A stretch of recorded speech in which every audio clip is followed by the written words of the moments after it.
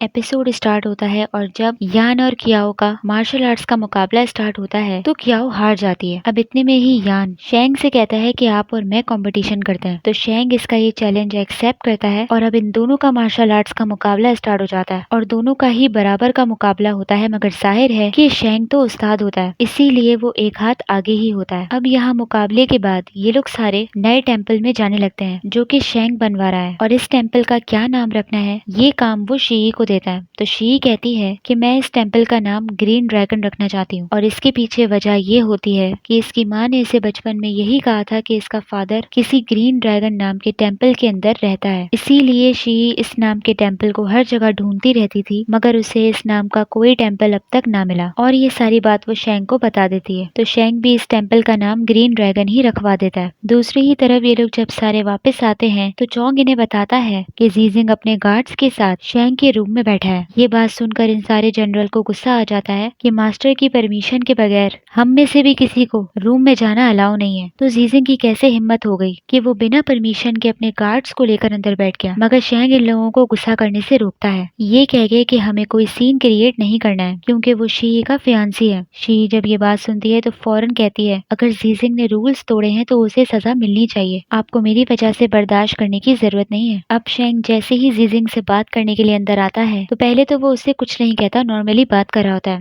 मगर जब उसे ये पता चलता है कि जीजिंग यहाँ सच में नैनजियो के प्रिंस यान को इंटेरोगेट करने के लिए आया है, तब शेंग कहता है कि ओ अच्छा, तो तुम सचमुच में इसी मकसद के लिए यहाँ आए थे। तो टियान को गुस्सा आता है और वो तलवार निकाल कर खड़ा हो जाता है कि इस कैंप के अंदर बिना परमिशन के किसी को आना अलाउ नहीं है और जो रूल्स ब्रेक करेगा उसकी डेथ तो पक्की है। तो जीजिंग फौरन उनसे माफी मांगकर अपने सारे गार्ड्स को कमरे से जाने का कहता है और गार्ड्स के जाते ही जीजिंग के चेहरे पर स्माइल आ जाती है, जिससे हमें ये पता चलता है कि ये जीजिंग का प्लान था अपने पास से गार्ड्स को भगाने का। और जीजिंग अच्छे से जानता था कि अगर वो रूल्स ब्रेक करके शेंग के रूम में आएगा तो ये लोग खुद ही गार्ड्स को मेरे पास से भगा देंगे और जिससे इसे शेंग से अकेले में बात करने का मौका मिल सकता है। दूसरी ही तरफ यान को जब इंटेरोगेट किया जाता है कि तुम अपना पैलेस छोड़कर यहाँ क्यों आए, तो पता चलता है कि यान की माँ ने मरने से पहले इसे बताया था कि इसका फादर यानी कि नैनजियो का जो किंग है वो यान का असली फादर नहीं है। उसने यान की माँ से जबरदस्ती शादी करके उसके पिछले शौहर को मार के यान को अपना बेटा बना लिया, इसीलिए सच्चाई पता चलने के बाद ये पैलेस छोड़कर यहाँ आ गया। मगर नैनजियो का किंग जो इसका असली फादर नहीं है वो इससे बहुत मोहब्बत करता है और इसकी माँ ने इसे जो सच्चाई बताई है उस बात को भी वो नहीं मानता और यही कहता रहता है कि तुम मेरे बेटे हो। अब ये सच्चाई सुनने के बाद कि तुम्हें क्या पनिशमेंट देनी है ये तो किंग हुई ही डिसाइड करेगा। अब ये सारा सीन हो जाने के बाद शेंग बहुत चालाक होता है, वो पहले ही समझ जाता है कि जीजिंग मुझसे अकेले में कुछ बात करना चाहता है, जब ही उसने जानबूझकर हमें यूज करके अपने गार्ड्स को खुद से दूर किया है। इसीलिए जीजिंग से कहता है कि चलो बताओ तुम मुझसे क्या बात करना चाहते हो। तब जीजिंग सारी बात बता देता है कि किंग हुई को आपकी हेल्प की जरूरत है क्योंकि टैंग और युआन ने किंग के साथ साथ अपना कंट्रोल पूरे पैलेस पर कर लिया है। इसीलिए वो शेंग से कहता है कि आप अपनी आर्मी लेकर पैलेस के अंदर आ जाए और हमें उन दोनों से बचा लें। अब ये बात बताकर जीजिंग वापस पैलेस चला जाता है। अब जीजिंग की बात सुनने के बाद शेंग ये फैसला करता है कि वो अपनी आर्मी के साथ महल जाएगा और किंग को बचाएगा। मगर प्रॉब्लम ये होती है कि बाहर की आवाम को तो ये मालूम ही नहीं होता कि किंग टैंग और युआन के कंट्रोल में है और ऐसे में अगर शेंग अपनी पूरी आर्मी के साथ महल जाएगा तो सारे लोग यही समझेंगे कि वो शाही कुर्सी छीनने के लिए आ रहा है, क्योंकि शेंग तो बचपन से ही महल छोड़कर चला गया था और अब अगर वो किसी भी काम के लिए महल आता है तो सारे यही समझते हैं कि शायद वो शाही कुर्सी ही लेने आ रहा होगा। इसीलिए शेंग फैसला करता है कि वो महल में छुप कर जाएगा। अब शेंग को पैलेस के अंदर ऐसे शख्स की जरूरत होती है जो कि सारे मिनिस्टर्स को इसके आने की वजह बता दे ताकि वो मिनिस्टर्स शेंग के खिलाफ कोई सीन क्रिएट ना करें। तो शी आइडिया देती है कि मेरे अंकल ग्वेंग इस काम के लिए बेस्ट रहेंगे क्योंकि सारे मिनिस्टर्स उनकी काफी बात मानते हैं। अब ग्वेंग ने तो रिजाइन दे दिया होता है मगर फिर भी शी कहती है कि मैं वापस अपने घर जाकर उनको मनाती हूँ। दूसरी ही तरफ शी अपने भाई फेंग के साथ वापस अपने घर जा रही होती है। अब शी के जाने के बाद शेंग काफी परेशान हुआ होता है कि वो पहली बार इस जगह को छोड़कर जा रही है। तो चोंग उससे कहता है कि तुम तो ऐसे कर रहे हो जैसे कि वो यहीं रहती थी और दूसरे शहर जा रही है, वो तो अपने घर ही जा रही है, तो तुम्हें परेशान होने की जरूरत नहीं है। दूसरी ही तरफ शी जब अपने घर पहुंचती है और जब उसकी माँ को पता चलता है कि शी शी ने दोबारा से बोलना स्टार्ट कर दिया है तो वो उसे देखकर बहुत खुश होती है और यहाँ शी को पता चलता है कि उसका अंकल बहुत बीमार होता है और इसकी ऐसी हालत नहीं होती कि ये वापस पैलेस आकर किसी को भी कन्विंस कर सके। मगर जब गुएंग को सारी कहानी पता चलती है तो वो कहता है कि मैं सारे मिनिस्टर से मिलने के लिए तैयार हूँ और तुम लोगों का साथ दूंगा। साथ ही साथ होंग को जब ये बात पता चलती है कि फैंग अपने फादर यानी कि गुएंग की वजह से परेशान है और उसने अभी तक खाना भी नहीं खाया तो होंग भी खाना नहीं खाती और यहीं से पता चलता है कि ये दोनों कहीं न कहीं एक दूसरे को पसंद करने लगे हैं। दूसरी ही तरफ यान अपने फादर की कहानी क्याओ को सुना रहा होता है। इतने में ही शेंग यान के पास आता है और उसे रीजन मिल जाता है पैलेस के अंदर छुप कर जाने का और वो रीजन ये यान होता है। शेंग यान से कहता है कि मैं तुम्हें मरने से बचा लूंगा, बस तुम्हें मेरा साथ देना होगा पैलेस के अंदर चलने में। तो यान इसका साथ देने के लिए मान जाता है। अब शेंग को किसी भी तरीके से अपनी आइडेंटिटी छुपा कर पैलेस के अंदर जाना होता है। अब यान को तो सारे वैसे भी क्रिमिनल कहते हैं क्योंकि वो अपने पैलेस से भाग कर आया था, इसीलिए यही बात शेंग यूज करता है कि हम इसे पनिशमेंट देने के लिए पैलेस के अंदर लेकर आ रहे हैं और इस तरीके से शेंग की सारी आर्मी पैलेस के अंदर आ जाती है और खुद शेंग गार्ड के गेटअप पैलेस में आता है। दूसरी ही तरफ जीजिंग जब वापस पैलेस आता है तो सबसे पहले टैंग से मिलने के लिए आता है। अब यहाँ टैंग फुल बादशाह की तरह मजे कर रहा होता है और साथ ही साथ जीजिंग से कहता है कि तुम क्राउन प्रिंस कभी नहीं बन सकते क्योंकि जाहिर है कि किंग अपने बच्चों को ही क्राउन प्रिंस बनाएगा, ना कि अपने भाई को। मगर फिर भी जीजिंग से कहता है कि मैं तुम्हारी क्राउन प्रिंस बनने में मदद करूंगा। मगर शायद जीजिंग को क्राउन प्रिंस बनने में इसकी मदद की जरूरत नहीं होती, इसीलिए जम से टैंग को जान से मारने लगता है। जबकि ये जानता है कि शेंग अपनी आर्मी के साथ पैलेस के अंदर आ चुका है और वो टैंग को गिरफ्तार करने के लिए आने ही वाला था, मगर उससे पहले ही जीजिंग उसे मार देता है और बाहर आकर सबको ये बता देता है कि टैंग ने अपनी गलतियों को एक्सेप्ट कर लिया था और वो कैद होने से इस कदर डर गया था कि उसने खुद ही सुसाइड कर ली। और इतने में ही टियान आर्मी के साथ पहुंच जाता है और टैंग के गार्ड्स को भी गिरफ्तार कर लेता है और साथ ही साथ युआन को भी अरेस्ट कर लेते हैं। मगर युआन को नहीं पता चलता कि आखिर उसे अरेस्ट करने वाले आखिर हैं कौन। अब साथ ही साथ जैसा कि गुएंग ने कहा था कि वो सारे मिनिस्टर्स को संभाल लेगा, इसीलिए वो पैलेस के सारे मिनिस्टर्स को अपने घर बुला लेता है और सारी बात समझा देता है। अब यहाँ शेंग जीत जाता है और टैंग और युआन का कंट्रोल पैलेस पर से हट जाता है। मगर शी इस बात के लिए परेशान होती है कि जैसा कि सब सोचते हैं वैसे ही कहीं किंग हुई भी ना सोच रहा हो कि शेंग का पैलेस आने का मकसद कुछ और है और वो मेरी किंग की पोजीशन चाहता है, इसीलिए वो शेंग के लिए प्रे कर रही होती है। और ऐसा ही होता है। किंग हुई भी बाकियों की तरह ही सोच रहा होता है, इसीलिए शेंग से कह रहा होता है कि क्या आपने टैंग को मारा है और मुझे भी कैद करके मेरी पोजीशन ले लेना चाहते हैं। इसकी ये सारी बातें सुनने के बावजूद भी शेंग उसे बड़े प्यार से समझाता है कि मेरा किसी को भी मारने में हाथ नहीं है और रही बात इस शाही कुर्सी की तो ये बादशाहत मेरे लिए तुमसे बढ़कर नहीं है। ये बात सुनने के बाद किंग हुई को अपने अंकल पर यकीन आ जाता है और वो खुश हो जाता है। दूसरी ही तरफ कॉन्कुबाइन की 3 साल से इस महल के अंदर कैद थी, इसीलिए वो शेंग को देखकर फौरन उसके पैरों में गिरने लगती है कि तुम्हारी वजह से मैं उनके कैद से बाहर आ सकी। और कॉन्कुबाइन की तो अपने बेटे से सख्त नाराज होती है क्योंकि उसके होते हुए भी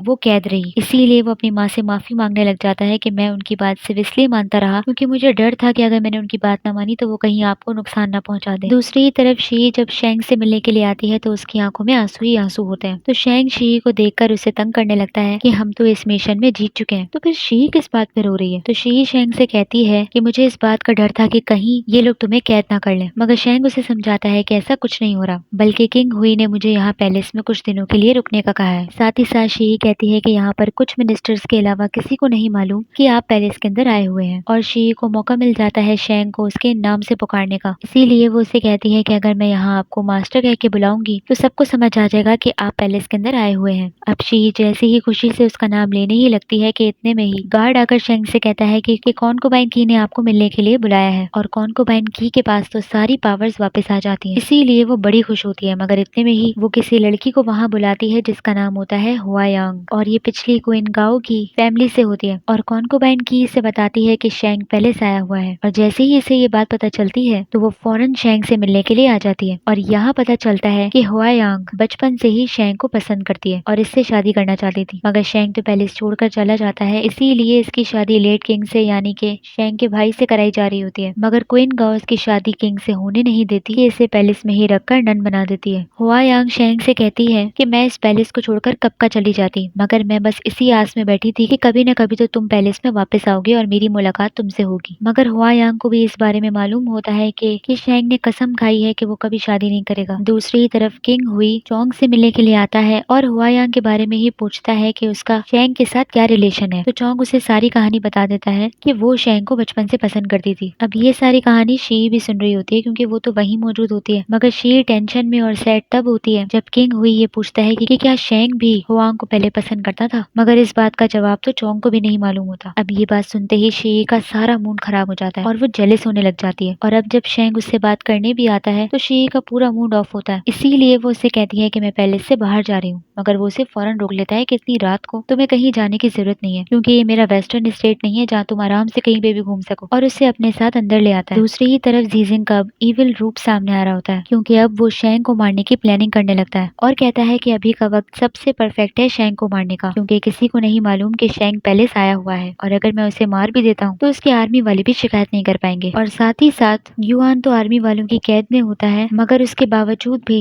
जीजिंग चाहता है कि वो टैंक की तरह युआन को भी मार दे, और प्लान करता है कि वो आज ही की रात इन दोनों को मार देगा ताकि एक तीर से दो शिकार हो जाएं। अब जीजिंग जैसे ही शेंग से मिलने के लिए जाने लगता है तो उसे पता चलता है कि शेंग तो अपने रूम में है ही नहीं, वो तो किंग हुई के साथ है। दूसरी ही तरफ शेंग जब ये देखता है कि शी किंग हुई को सैल्यूट नहीं करी तो उसको उसके मैनर्स याद दिलाने लगता है कि तुम किंग को सैल्यूट क्यों नहीं कर रही हो। तो शी थोड़ा डिसरिस्पेक्टफुल तरीके से किंग को ये कह के बुलाने लगती है और कहती है कि ये पिछले 2 घंटे से यहाँ मौजूद है और मैं पहले ही इसे सैल्यूट कर चुकी हूँ। तो ये बात सुनकर शेंग हैरान होता है कि तुम किंग को ये कह के बुला रही हो। अब किंग हुई तो काइंड हार्टेड होता है, इसीलिए कहता है कि मैंने ही शी को कहा है कि मुझसे कंफर्टेबल होकर बात करे। अब शेंग शी के बिहेवियर को देखकर हैरान हुआ होता है कि आखिर इसके मूड को हुआ क्या है, और यहाँ पर भी किंग हुई शेंग की शादी के बारे में बात करने लग जाता है कि आप शादी क्यों नहीं कर लेते, या अगर आप शादी नहीं कर सकते तो किसी से मोहब्बत ही कर लें ताकि आपका कोई बच्चा वगैरह तो होना चाहिए। मगर शेंग साफ मना कर देता है कि मैं शादी वगैरह नहीं कर सकता, और रही बात मेरी फैमिली की तो मेरे सारे स्टूडेंट्स और आर्मी के लोग ही मेरे बच्चे हैं। दूसरी तरफ शी को पूरी रात नींद नहीं आ रही होती, इसीलिए वो सीधी शेंग के पास आ जाती है, मगर पता चलता है कि शेंग तो काफी ड्रिंक्स पी रहा होता है, इसीलिए ड्रंक हो जाता है, और शी को देखते ही उससे पूछता है कि आज तुम्हारा मूड क्यों खराब था, ऐसी क्या बात है जो तुम्हें परेशान कर रही है। अब शी तो उसे कुछ बता नहीं रही होती, इसीलिए वो उससे कहता है कि मैं काफी ड्रंक हो चुका हूँ, इसीलिए तुम मुझसे अपनी बात शेयर कर सकती हो, क्योंकि कल तक तो मैं सब भूल जाऊंगा। और बातों ही बातों में अपनी इस वाइन के बारे में उसे बताने लगता है कि मैंने वाइन को इस पैलेस के अंदर किसी के साथ मिलकर छुपाया था। अब शी के दिमाग में तो हुआयंग ही चल रही होती है, इसीलिए इसे लगता है कि शायद शेंग उसी के बारे में बात कर रहा है। जब भी शेंग के मुंह से जानने की कोशिश कर रही होती है और उससे पूछती है कि क्या वो शख्स अभी भी तुम्हारे साथ है और इस बार क्या तुम उसे पैलेस से ले जाओगे, तो शेंग कहता है कि हाँ वो मेरे साथ है, मगर उसने इतने क्राइम किए हैं कि मैं उसे पैलेस से बाहर लेकर नहीं जा सकता। अब ये बात सुन के शी को बहुत बुरा लगता है और उसकी आंखों में आंसू आ जाते हैं, तो शेंग फौरन शी की आंखों में देख लेता है और उसे दिख जाता है कि उसकी आंखें लाल हो रही हैं, इसीलिए उससे पूछता है कि आखिर तुम्हें क्या हुआ, मगर शी कवर कर लेती है कि मैं सोई नहीं ना, इसीलिए। अब शी को लग रहा होता है कि शेंग हुआयंग के बारे में बात कर रहा है, मगर हकीकत ये होती है कि शेंग युआन के बारे में बात कर रहा होता है, क्योंकि युआन उसके बचपन का दोस्त होता है, मगर अब उसने इतने क्राइम कर लिए होते हैं, इसीलिए ये उसके लिए परेशान होता है। और जब शी को ये बात पता चलती है कि वो इतनी देर से युआन के बारे में बात कर रहा था तो वो शॉक हो जाती है। इतने में ही शेंग शी से कहता है कि तुम रेस्ट करो, और वो खुद बाहर चला जाता है। ये देखकर शी हैरान हो जाती है कि इतनी रात को कहाँ जा रहा है, वो भी इतनी ठंड में, इसीलिए उसके पीछे जाती है, मगर इतने में ही शेंग शी को पकड़ लेता है गार्ड्स की नजरों से बचाने के लिए, और कहता है कि अगर इन्होंने तुम्हें रात को यहाँ घूमते हुए देख लिया तो तुम्हें ही किलर समझ लेंगे, और उससे पूछता है कि आखिर तुम मुझे फॉलो कर क्यों रही हो। तो शी कहती है कि मुझे डर था कि तुम अपने आप को किसी खतरे में ना डाल लो,